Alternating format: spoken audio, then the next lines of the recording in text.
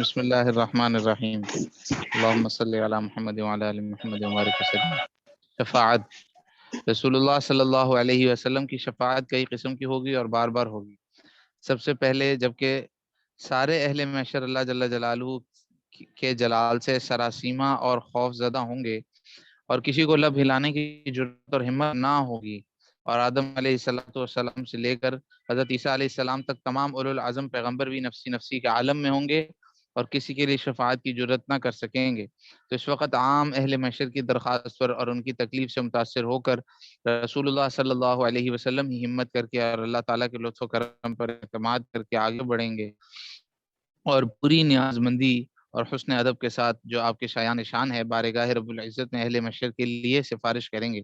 کہ ان کو اس فکر اور بے چینی کی حالت سے نجات دی جائے اور ان کا حساب کتاب اور فیصلہ فرما دیا جائے۔ بارگاہ جلالت میں اس دن یہ سب سے پہلی شفاعت ہوگی اور یہ شفاعت صرف آپ ہی فرمائیں گے، اس کے بعد ہی حساب اور فیصلے کا کام شروع ہو جائے گا۔ یہ شفاعت چونکہ عام اہل محشر کے لیے ہوگی، اسی لیے اس کو شفاعت عظمیٰ بھی کہتے ہیں، یعنی سب سے بڑی شفاعت اسی کو کہتے ہیں۔ اس کے بعد آپ اپنی امت کے مختلف درجہ کے ان گنہگاروں کے بارے میں جو اپنی بدعمالیوں کی وجہ سے جہنم کے سزاوار ہوں گے یا جو جہنم میں ڈالے جا چکے ہوں گے، اللہ تعالیٰ کی بارگاہ میں عرض کریں گے کہ ان کو معاف کر دیا جائے اور جہنم سے ان کو نکالنے کی اجازت دی جائے۔ آپ کی یہ شفاعت بھی قبول ہوگی۔ یہ دو الگ الگ ہیں۔ ایک یہ ہے کہ جن لوگوں کا جہنم میں جانے کا فیصلہ ہو چکا ان کے لیے شفاعت ہوگی کہ جہنم میں داخلہ نہ ہو، اور ایک مرتبہ جہنم میں جانے کے بعد میں آپ صلی اللہ علیہ وسلم پھر شفاعت کریں گے تو ان کو ان کی شفاعت سے جہنم سے نکال کر جنت میں داخل کر دیا جائے گا،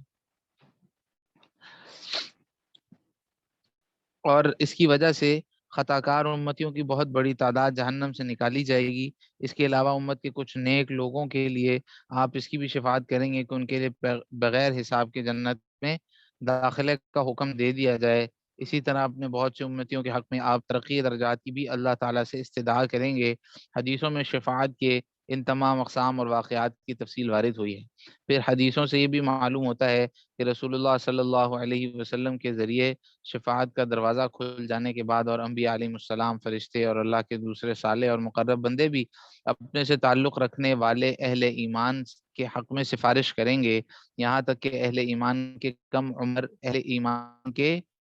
کم عمر میں فوت معصوم بچے بھی اپنے ماں باپ کے لیے سفارش کریں گے۔ اسی طرح بعض اعمال صالحہ بھی اپنے کرنے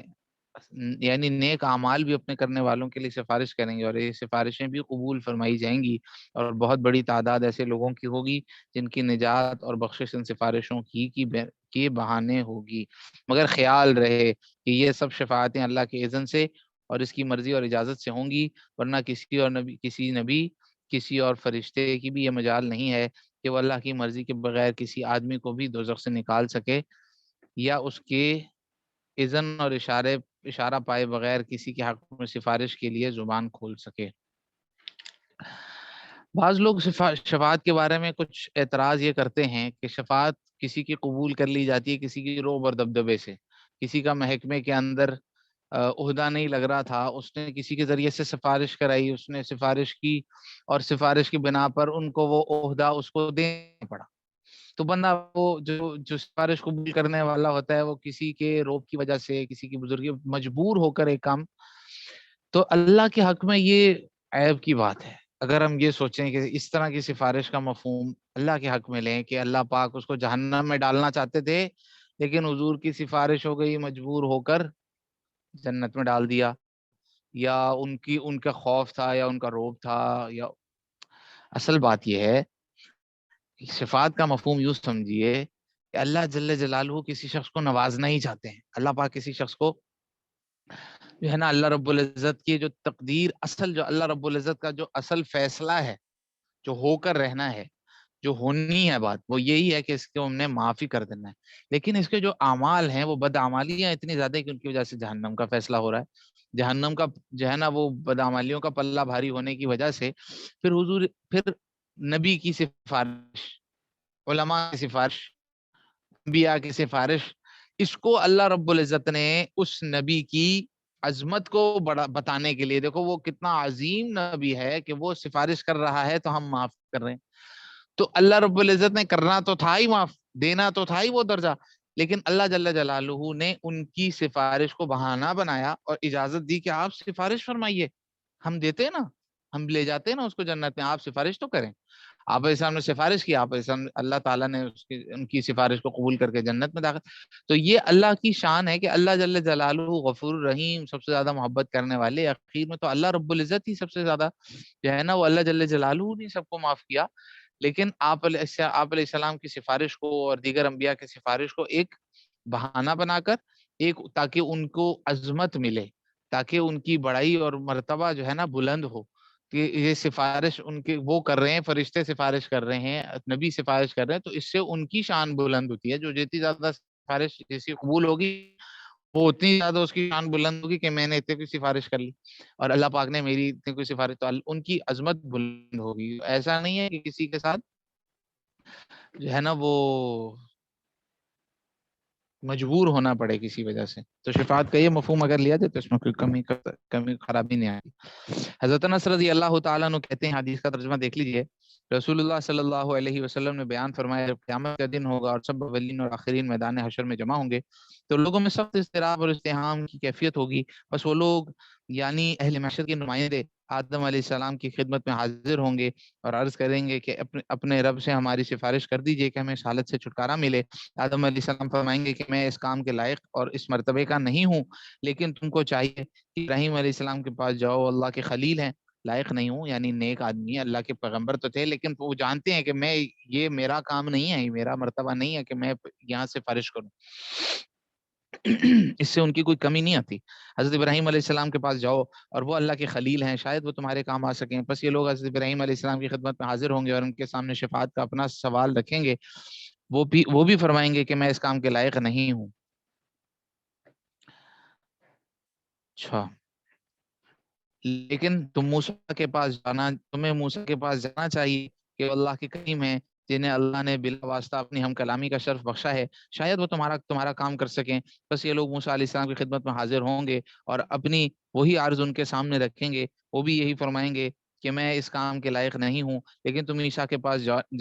کے پاس جانا چاہیے. وہ روح اللہ اور کلمت اللہ ہیں، یعنی اللہ نے ان کو انسانی پیدائش کے عام مقررہ اسباب کے بغیر صرف اب حکم سے پیدا کیا ہے اور ان کو غیر معمولی قسم کی روحانیت بخشی ہے. تو تم ان کی خدمت میں جاؤ، شاید وہ تمہارے لیے حق تعالیٰ سے عرض کرنے کی جرات کر سکیں. بس یہ لوگ ہی حضرت عیسیٰ علیہ السلام کے پاس آئیں گے اور ان سے شفاعت کی درخواست کریں گے. وہ بھی یہی فرمائیں گے کہ میں اس کام کا اور اس مرتبے کا نہیں ہوں. تم کو اللہ کے آخری نبی محمد رسول اللہ صلی اللہ علیہ وسلم کی خدمت میں حاضر ہونا چاہیے. رسول اللہ صلی اللہ علیہ وسلم فرماتے ہیں کہ پھر وہ لوگ میرے پاس آئیں گے اور شفاعت کے لیے مجھ سے کہیں گے تو میں کہوں گا کہ میں اس کام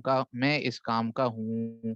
اور یہ میرا ہی کام ہے. بس میں اپنے رب کریم کی بارگاہ خاص میں حاضری کی اجازت طلب کروں گا. مجھے اجازت دے دی جائے گی، میں وہاں حاضر ہو جاؤں گا اور اللہ تعالیٰ اس وقت مجھے اپنی کچھ خاص تعریفیں اپنی حمد کے لیے الہام فرمائیں گے جو اس وقت مجھے معلوم نہیں ہیں. تو وہ اسی وقت اللہ تعالیٰ آپ کو الہام کریں گے. تو اس وقت میں انہی الہامی محامد کے ذریعے اللہ تعالیٰ کی حمد و ثنا کروں گا اور اس کے آگے سجدے میں گر جاؤں گا. اور جب تک اللہ تعالیٰ چاہیں گے آپ سجدے میں رہیں گے، پھر آپ کو شفاعت اور سوال کرنے کی اجازت دی جائے گی. تو آپ تمام اہل محشر کے لیے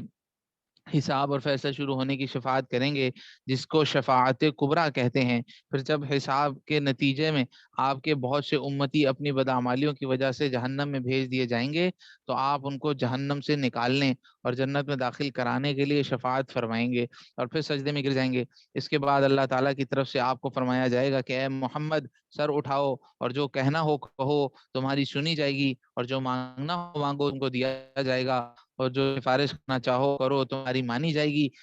پس میں کہوں گا اے پروردگار میری امت یعنی میری امت پر آج رحم فرمایا جائے اور اس کو بخش دیا جائے۔ بس مجھ سے کہا جائے گا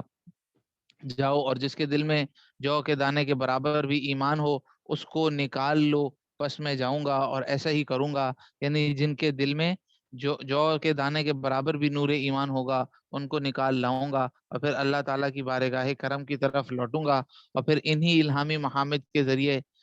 اس کی حمد و ثنا کروں گا اور اس کے آگے پھر سجدے میں گر جاؤں گا۔ بس اللہ تعالیٰ کی طرف سے فرمایا جائے گا اے محمد سر اٹھاؤ اور جو کہنا ہو کہو، تمہاری بات سنی جائے گی، اور جو مانگنا ہو مانگو تمہیں دیا جائے گا، اور جو سفارش کرنا چاہو تمہاری سفارش مانی جائے گی۔ بس میں عرض کروں گا اے پروردگار میری امت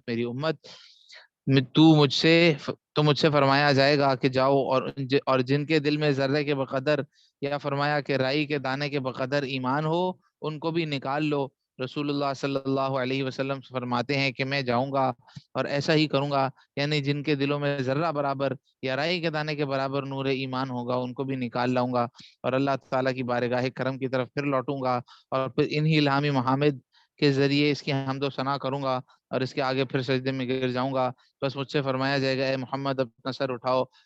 اور جو کہنا ہو کہو، تمہاری سنی جائے گی، اور جو مانگنا چاہو مانگو تم کو دیا جائے گا، اور سفارش کرنا چاہو کرو تمہاری سفارش قبول کی جائے گی۔ بس میں عرض کروں گا میرے رب میری امت۔ بس مجھ سے پھر فرمایا جائے گا جاؤ اور جن کے دل میں رائی کے دانے سے کم سے کم تر بھی ایمان ہو ان کو بھی نکال لو، یعنی اور بھی زیادہ اللہ تعالیٰ جو ہے نا کا کرم بڑھتا جائے گا۔ رسول اللہ صلی اللہ علیہ وسلم فرماتے ہیں کہ بس میں جاؤں گا اور ایسا ہی کروں گا، یعنی جن کے دل میں رائی کے دانے سے کم تر بھی ایمان کا نور ہوگا ان کو بھی نکال لاؤں گا، اور اس کے بعد اسی دفعہ اللہ تعالیٰ کی بارگاہ کرم کی طرف لوٹ کر آؤں گا اور انہی الہامی محامد کے ذریعے سے اس کی حمد کروں گا، پھر اس کے آگے سجدے میں گر جاؤں گا۔ بس مجھ سے فرمایا جائے گا اے محمد اپنا سر سجدے سے اٹھاؤ اور جو کہنا ہو کہو، تمہاری سنی جائے گی، اور جو مانگنا چاہو مانگو تم کو دیا جائے گا، اور جو سفارش کرنا چاہو کرو تمہاری سفارش مانی جائے گی۔ بس میں عرض کروں گا کہ اے پروردگار مجھے اجازت دیجیے ان سب کے حق میں جنہوں نے لا الہ الا اللہ کہا ہو کہ میں ان سب کو جہنم سے نکال لاؤں۔ اللہ تعالیٰ فرمائے گا کہ یہ کام تمہارا نہیں ہے، لیکن میری عزت اور جلال اور میری عظمت اور کبریائی کی قسم میں خود دوزخ سے ان سب کو نکال لوں گا جنہوں نے لا الہ الا اللہ کہا ہو۔